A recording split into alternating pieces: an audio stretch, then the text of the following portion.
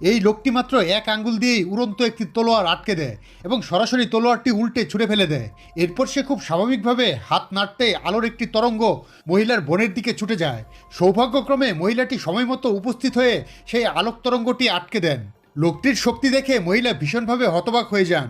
তাই নিজের ঠিক করা ব্যক্তির সাথে বিয়ে এড়াতে সে লোকটিকে 100 বছরে একবার অনুষ্ঠিত হওয়া একটি টুর্নামেন্টে অংশ নিতে আমন্ত্রণ জানান।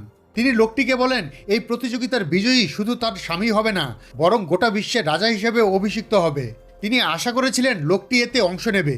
লোকটি আত্মবিশ্বাসের সাথে রাজি হয়ে যায় এবং প্রতিযোগিতার স্থানের দিকে রওনা দেয়। যখন মহিলার হবু জামাই সেখানে উপস্থিত হলো, সে লোকটিকে লুজার বলে উপহাস করলো এবং বলল যে সে ওই মহিলার জন্য প্রতিযোগিতা করার যোগ্যই নয়। ঠিক সেই মুহূর্তে রেফারি হঠাৎ প্রতিযোগিতার নিয়ম ঘোষণা করলেন। একটি চুল্লি থেকে ক্রমাগত শক্তি নির্গত হতে থাকবে, যা সবাইকে দূরে ঠেলে দেবে। আর যে ব্যক্তি সেই চুল্লির সবচেয়ে কাছে যেতে পারবে সেই হবে